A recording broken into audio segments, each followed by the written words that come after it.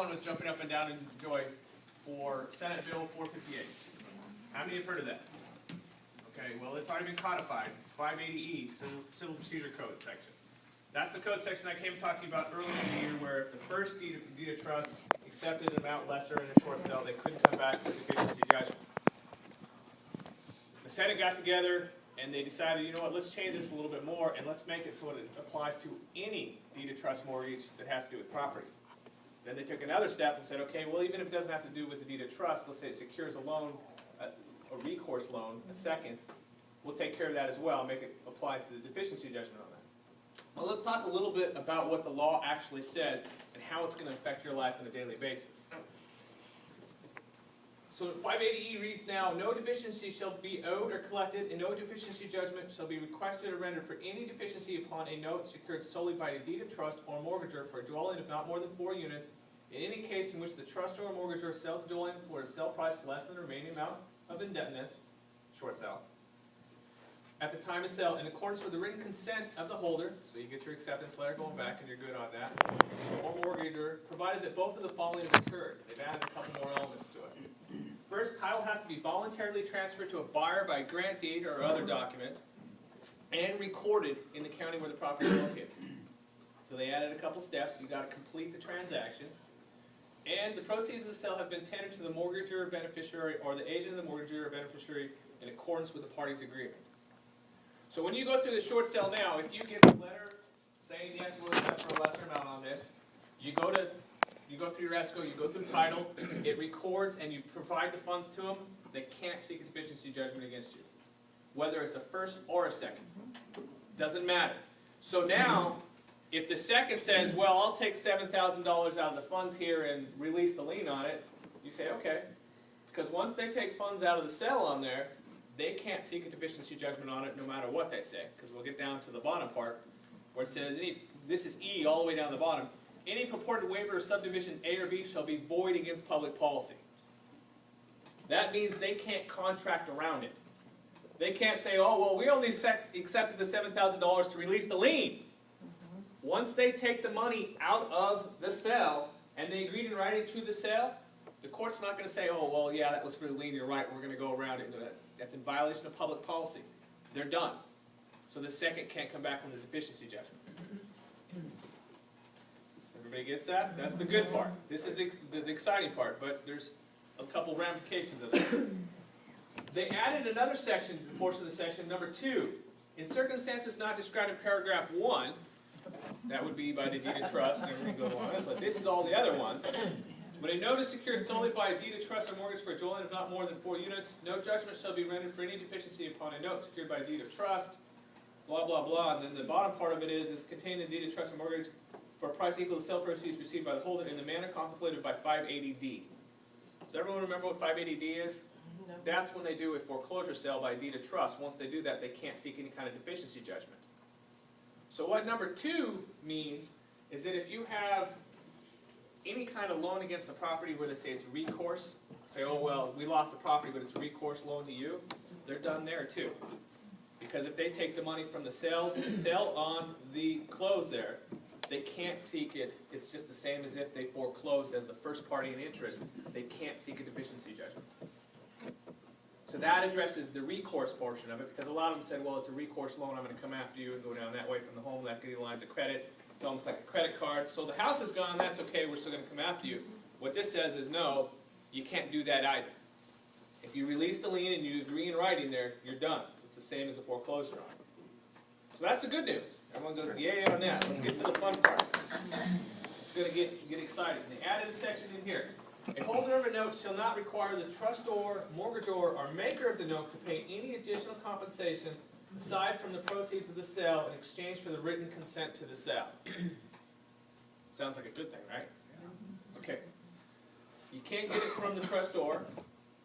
You can't get it from the mortgagor. You can't get it from the seller. You can't get it from the bank or the maker of the note. And you can't have it bring it outside of the sale price. What other monies are available when you sell a house in short sale if the seller can't come and get it? Commission. So you have 2 options there. The buyer comes up with the money because it doesn't include the buyer, or it comes out of your commission. So what do you do then? Yeah, what do you do then? From the buyer. It's interesting now because you're going to have to put the first against the second. Because we've created a situation where if the second says no, because this is all voluntary, I point that out, it's all voluntary. If the banks decide they don't want to do the short sale, none of this is applicable. But if they say, yeah, we're going to go along with this, but you got to pay me money, which is what the second's going to do, they could stand their ground and say, we want X amount of dollars on this, and that's it. You can't get it from the seller, you can't get it from the first, you got to get it from the proceeds, or you got to get the buyer to come out of it, or you got to reduce your percentage on it. You don't want to give up your money, the buyer's already made their offer on it, so how do you get the second to allow you to go forward with the short sale? You're going to have to use the first to put pressure on them.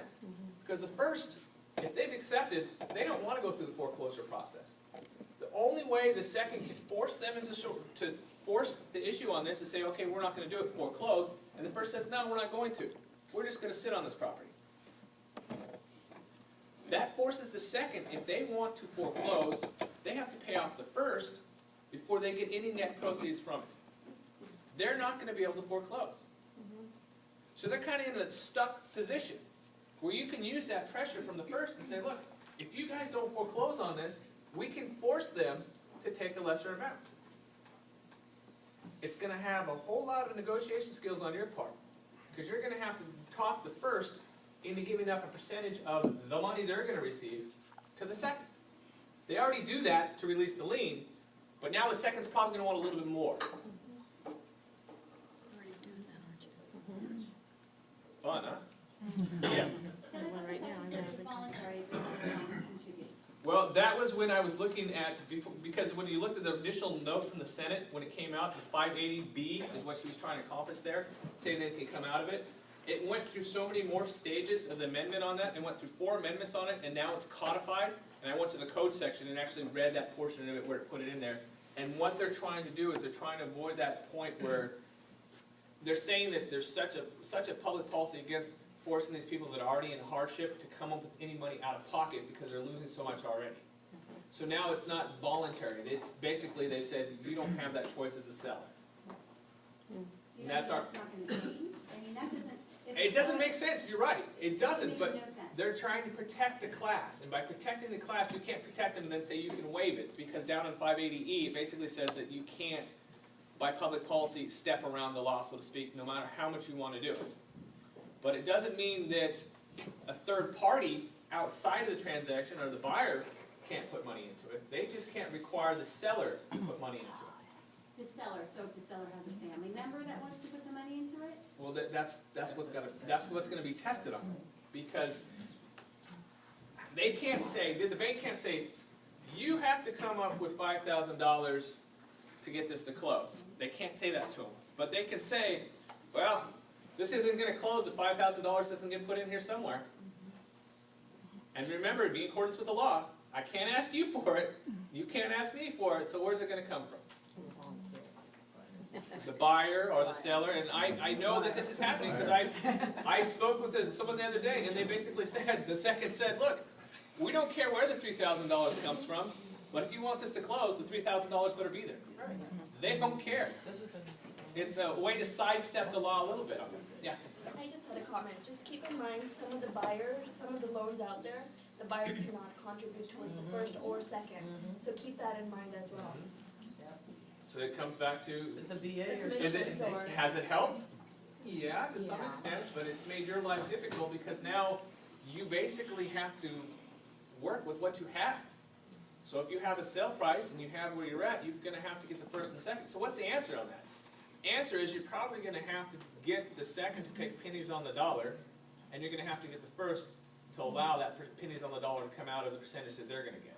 They're already doing it to release the lien, where they're allowing $7,000 or $8,000. They may have to go a little bit more, just so that they can take care of it. But your arguments back to them is, in the long run, this is still saving you money. Because you don't have to go through the expense of a foreclosure on this, you don't have to pay the attorneys on this, you don't have to have the property on your list, because you know what happens if it doesn't sell, you gotta put it in, you got your REO, now you gotta take care of and maintain it. And the cities around the state of California are cracking down when it comes to